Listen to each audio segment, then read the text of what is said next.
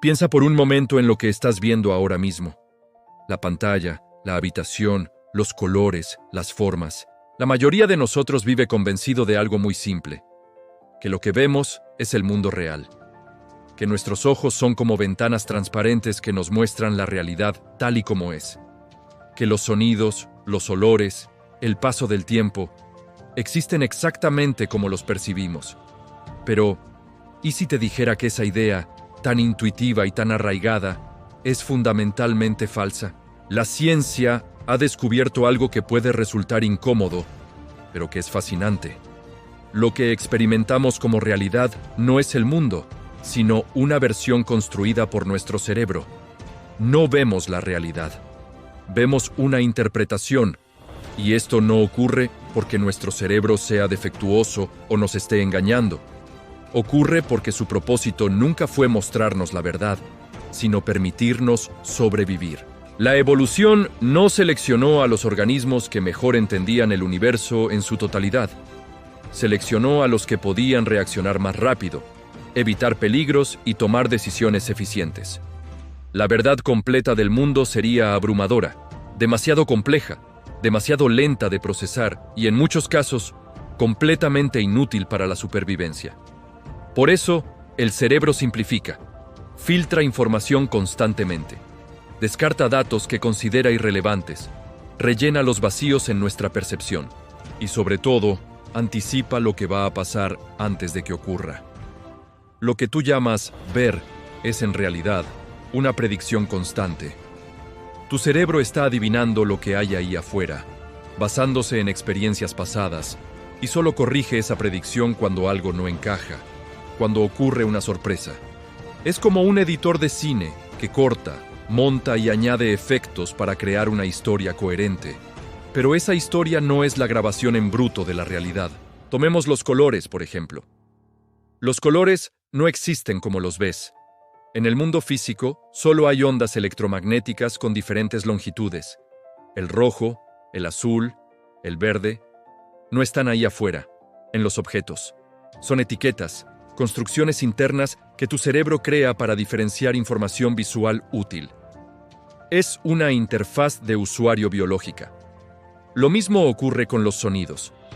No escuchas el mundo directamente. Escuchas una interpretación neuronal de vibraciones que viajan por el aire. Tu cerebro transforma esas vibraciones en la experiencia de una melodía, una voz o un ruido.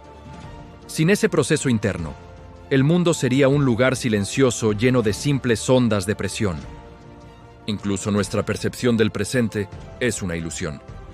Todo lo que experimentas ocurre con un pequeño retraso. La luz necesita tiempo para llegar a tus ojos.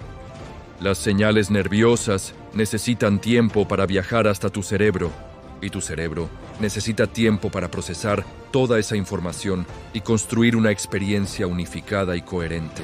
En términos estrictamente físicos, siempre estás viviendo en el pasado, aunque sea solo por una fracción de segundo. El ahora que sientes es una reconstrucción de eventos que ya ocurrieron. Durante mucho tiempo, la física clásica parecía confirmar nuestra intuición cotidiana. El mundo parecía sólido y predecible. El espacio parecía un escenario vacío y estático. El tiempo parecía avanzar de manera uniforme y absoluta para todos.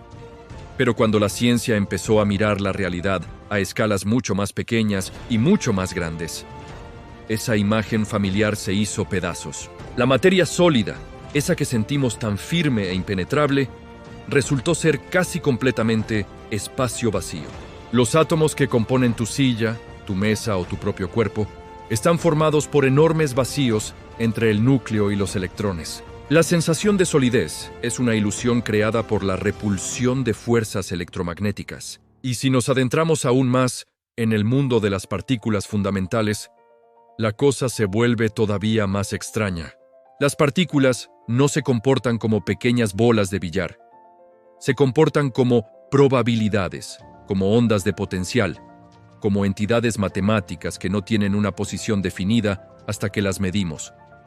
Es como si el universo, en su nivel más básico, no estuviera hecho de cosas, sino de posibilidades. El tiempo, ese río que creíamos que fluía igual para todos, tampoco es absoluto. La teoría de la relatividad de Einstein demostró que el tiempo es relativo. Puede ralentizarse o acelerarse dependiendo de la velocidad a la que te muevas o de la intensidad del campo gravitatorio en el que te encuentres. Dos personas pueden experimentar el paso del tiempo de manera diferente y, sorprendentemente, ambas tener razón. El espacio tampoco es un contenedor pasivo. No es un escenario fijo donde ocurren las cosas.